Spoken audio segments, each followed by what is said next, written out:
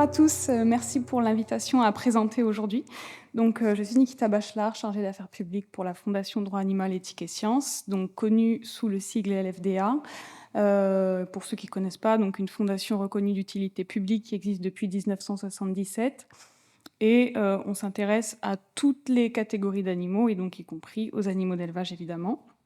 Donc, je vais vous parler aujourd'hui de la protection des animaux, les normes de protection et éventuellement des perspectives d'évolution s'il y en a. Donc, je commence juste par un petit rapide rappel des institutions européennes parce qu'en fait, vous allez le voir, c'est majoritairement le droit européen qui protège les animaux d'élevage.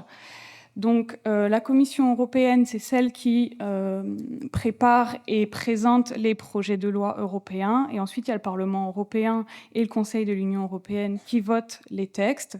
Le Parlement européen est composé de 702 eurodéputés qui sont élus par les citoyens. Et le Conseil de l'Union est composé des 27 ministres des États membres de l'Union. Et donc, le droit européen, en ce qui concerne la protection des animaux, est majoritairement composé de directives, donc qui sont... Pardon, merci. Donc, qui sont... Ah oui, ok. Donc, qui doivent être transposées dans le droit national, donc par des décrets, des arrêtés, etc. Et puis, il y a les règlements qui sont d'application directe. Alors, donc les normes de protection des animaux au niveau européen, on a une directive élevage qui est assez générale, qui couvre en fait tous les animaux qui sont exploités à des fins commerciales pour l'élevage. Et ensuite, on a 4 directives spécifiques pour des espèces et 2 règlements, un sur le transport, un sur l'abattage. Alors, premièrement, la directive élevage de 98. Donc, comme j'ai dit, elle couvre toutes les espèces et en fait, essentiellement celles qui ne sont pas réglementées par des directives spécifiques, puisque c'est le cas. Alors, elle est assez générale, en fait. Elle parle notamment d'espaces adaptés aux besoins des animaux, de fournir une alimentation saine en quantité appropriée, une eau de qualité adéquate. Ensuite, il y a des aspects d'ambiance sur la luminosité, la ventilation, etc. etc. Finalement, le langage de cette directive reste très vague. Ensuite, on a une première directive spécifique pour les poules pondeuses. Donc là, il y a une mesure importante qui est la suppression des cages conventionnelles au profit de cages aménagées, donc avec un petit peu plus d'espace pour la poule et un nid, un perchoir, la possibilité d'effectuer du picotage ou du grattage. Et puis, il y a des éléments également en ce qui concerne les élevages hors cage, donc dits alternatifs, avec des éléments sur l'espace disponible dans les bâtiments, des perchoirs également, de la litière. Aussi des infos sur les pointages qui ne peuvent pas être réalisés sur les poussins de plus de 10 jours et des choses sur l'inspection comme souvent. Pour la directive veau, alors il faut savoir qu'elle s'applique aux bovins de moins de 6 mois, que ce soit pour la production de lait ou pour la production de viande. Alors là, sur l'hébergement, on a une autorisation des cases individuelles, donc jusqu'à 8 semaines. Au-delà, les veaux doivent être hébergés en groupe. Dans les cases, ils doivent avoir un contact visuel et tactile direct avec leurs congénères. Il y a aussi des éléments sur la densité en groupe avec une évolution en fonction de la taille et du poids du veau. Et ensuite, on a des éléments toujours d'ambiance sur la ventilation, la poussière, la température, etc. Et des éléments sur la litière. En ce qui concerne l'alimentation, un point important qui est le colostrum, évidemment, obligatoire dans les 6 heures de vie du petit veau. Et puis des éléments sur le taux de fer dans le sang et sur les aliments fibreux, là encore, avec une évolution de la part d'aliments fibreux en fonction de l'avancée en âge du veau. On a également une directive pour les porcs, donc qui s'applique à toutes les catégories de porcs, que ce soit les truies, les cochons, les porcelets, les cochettes, etc. Donc, on a une interdiction de la tâche. Et en ce qui concerne l'espace disponible, il y a des éléments qui sont donnés en fonction des stades de production des porcs. Et il y a des éléments également sur la contention des truies. Donc, les cases de gestation sont autorisées pendant 4 semaines après l'insémination. Et les cases de mise bas sont autorisées 1 semaine avant la mise bas, puis jusqu'au sevrage des porcelets. Ensuite, il y a des éléments sur l'enrichissement, très importants, avec une citation d'éléments comme la paille, le foin, la sciure de bois, puis des éléments sur la litière et encore des éléments d'ambiance. Pour l'alimentation, une nourriture au moins une fois par jour, de l'eau fraîche également, et puis il y a des éléments sur les mutilations. Alors la directive autorise la castration avant les 7 jours de vie du porcelet. On a des mesures plus strictes à ce propos. Et on a également la coupe de la queue et le meulage des dents qui sont interdits de manière routinière, avec un sujet à interprétation sur le caractère routinier, évidemment. Ensuite, on a une directive poulet, donc là qui s'applique aux poulets à croissance rapide qui sont élevés en bâtiment, avec des densités maximales qui sont fixées à 33 kg par mètre carré, des dérogations, souvent utilisées, il me semble, à 42 kg par mètre carré. On a des éléments sur la litière, sur l'ambiance, ventilation, chauffage, etc., l'inspection, et puis surtout des éléments sur la formation des opérateurs en protection des poulets. Ensuite, pour le règlement transport, alors ça s'applique à tous les types de transports et à tous les transports d'animaux vivants à des fins commerciales, sauf dans le cadre de déplacements vétérinaires. Et ça s'applique du chargement du premier animal au déchargement du dernier animal. On a des éléments importants sur l'aptitude au transport. Je vous donne un exemple. Les femelles gestantes ayant dépassé les 90% du stade de gestation ne peuvent pas être transportées.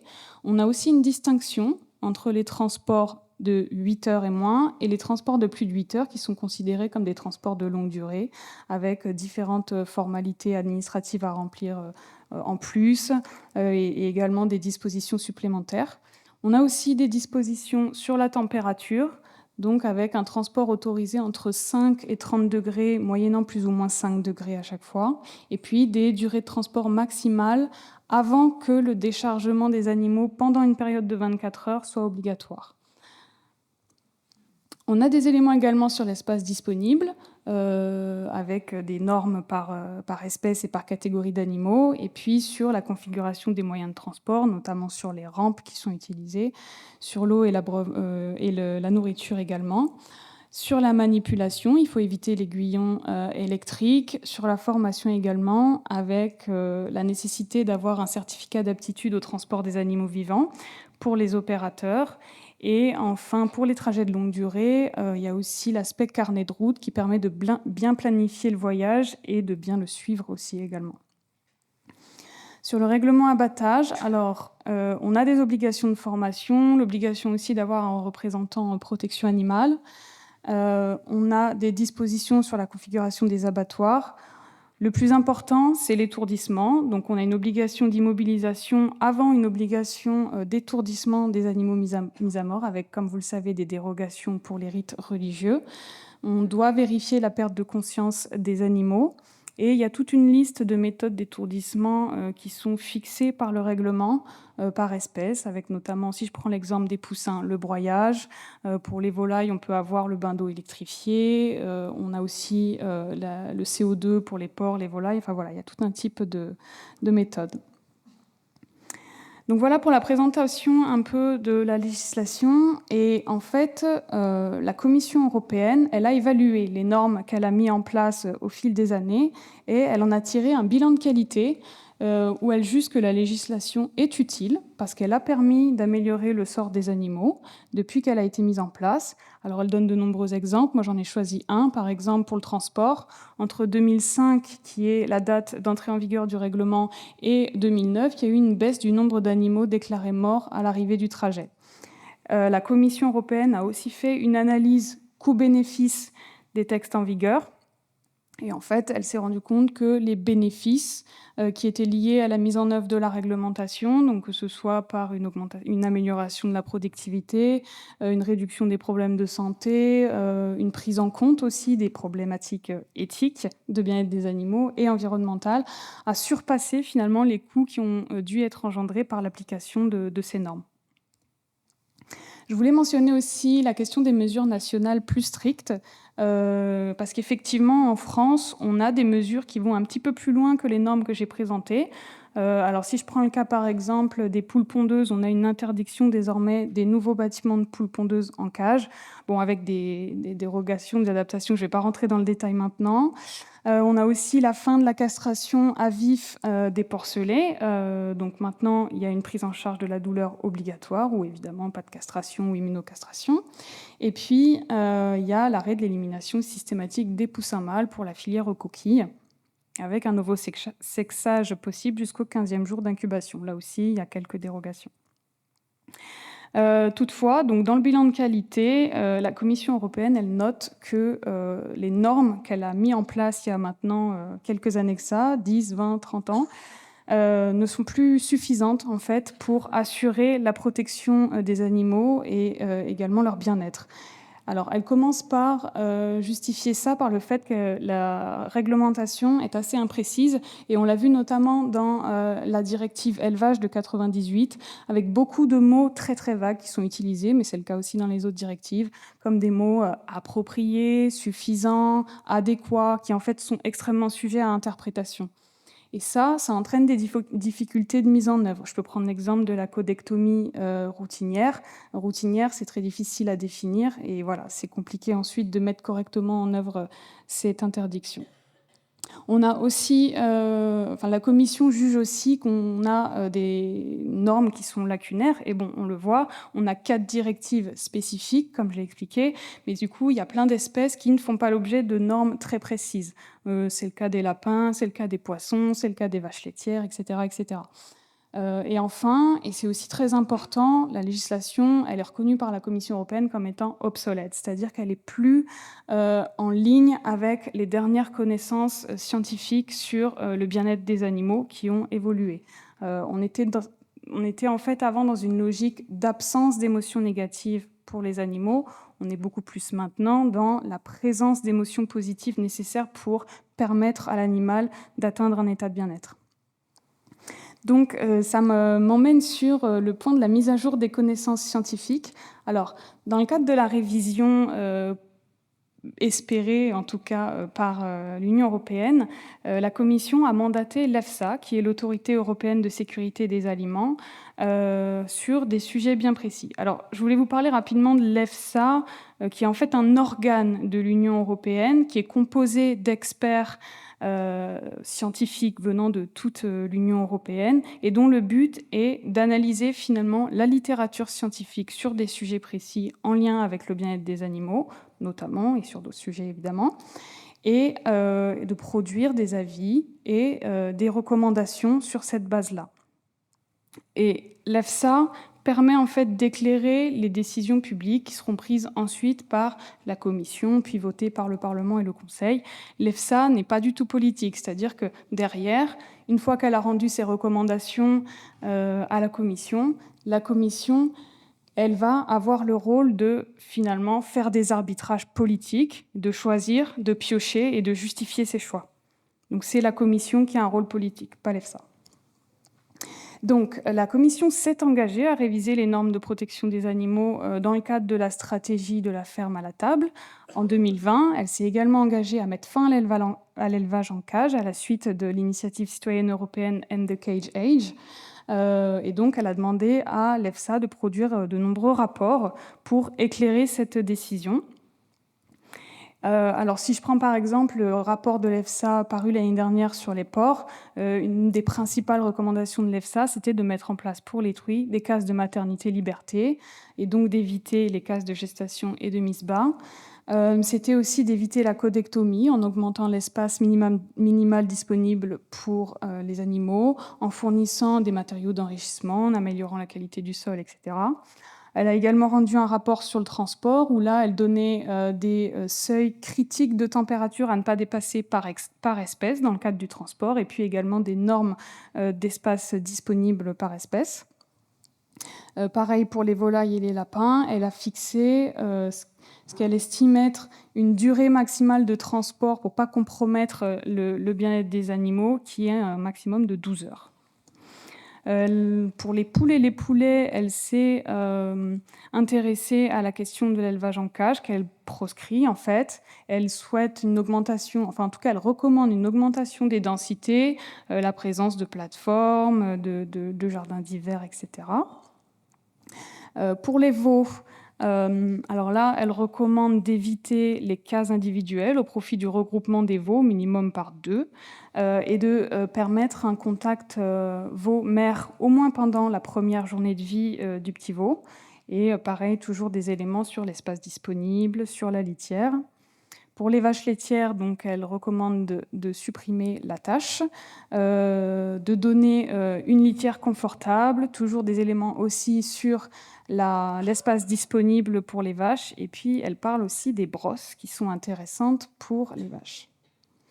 Pour les canards et les oies, là, c'est plutôt un accès à l'eau pour pouvoir se mouiller, un accès également à un extérieur quand c'est possible ou à un jardin d'hiver, et puis des espaces, un meilleur espace disponible pour les animaux, notamment en hauteur, pour qu'ils puissent s'étendre. Donc l'idée de la commission, c'était de réviser les normes européennes de protection des animaux. Et en fait, elle s'est appuyée sur le fait que les normes sont obsolètes et qu'il faut mettre à jour les normes actuelles. Il y a d'autres points qui sont aussi intéressants dans le cadre de cette révision, c'est, et j'en ai parlé très rapidement, la question des dispositions nationales différentes en fonction des États membres. On a une disparité, en fait, on l'a vu, la France a pris quelques mesures, et il y a d'autres pays qui ont aussi pris des mesures, par exemple d'interdiction de l'élevage en cage pour certaines espèces, etc.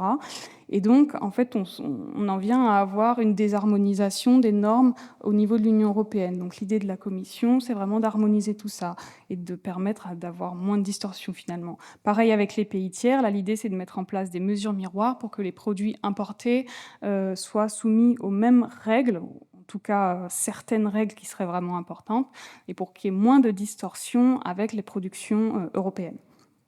Et puis l'idée c'est aussi de prévoir des délais de transition qui soient ambitieux mais adaptés, c'est-à-dire l'idée c'est de permettre une transition actuelle, vraiment qui permettent une transition qui démarre dès maintenant, donc avoir un engagement à démarrer maintenant l'évolution, mais en même temps faire en sorte que les professionnels puissent avoir le temps, voilà, de s'adapter et de faire évoluer les pratiques. Donc il faut que ce soit ambitieux mais raisonnable. Je ne sais pas si vous en avez entendu parler, en mars-avril, il y a eu une étude d'impact qui a été faite par la Commission européenne qui a fuité. Et dans cette étude d'impact, il y avait de nombreuses choses qui, au regard de moi en tant qu'actrice d'ONG, étaient plutôt intéressantes, et notamment l'interdiction de l'élevage en cage, augmentation des espaces disponibles, etc., etc. Des mesures vraiment intéressantes pour le bien-être des animaux, mais avec toutefois des scénarios alternatifs, des propositions de transition très longues. Évidemment, c'était pas parfait, on peut pas tout avoir. Toutefois, cette étude d'impact, elle a fait l'objet d'un avis négatif par le comité d'examen de la réglementation, qui est un organe de l'Union européenne, qui évalue les projets de loi, en fait, qui donne un avis. Ensuite, il y a eu un nouveau projet d'étude d'impact qui lui a été soumis par la Commission. Le comité d'examen a rendu un avis positif cette fois, mais on n'a pas eu accès à ce nouveau projet, qui était certainement moins 10 ans, en tout cas à mon avis. Et là, ça se complique pour la révision, puisqu'on a vu dans le discours de la présidente de la Commission européenne que la révision de la législation sur le bien-être animal ne faisait plus tellement partie des priorités de l'Union européenne. On devait avoir des propositions qui devaient être proposées par la Commission à l'automne, fin septembre ou octobre. Et finalement, à ce jour, on n'a rien, et on a seulement une a priori garantie sur une proposition sur le transport qui devrait être soumise au Parlement européen en décembre. Donc la question est de savoir, est-ce qu'on aura des nouvelles normes sur le reste en 2024, en 2025 ? Est-ce qu'il faudra attendre les élections européennes ? Est-ce que ça va tomber dans les oubliettes ? On ne sait pas trop. Donc je conclus juste rapidement en disant que voilà, on a des normes qui sont existantes, qui sont utiles, certes, qui ont permis de faire bouger les choses, mais qui sont désormais plus suffisantes au regard des connaissances scientifiques, et qu'il faut donc nécessairement, selon nous, avoir une révision des normes de protection animale. Et je vous remercie. Merci beaucoup pour cette présentation. C'est pas facile de résumer une réglementation comme ça en si peu de temps, donc bravo pour l'exercice. Est-ce qu'il y a une ou deux questions de compréhension?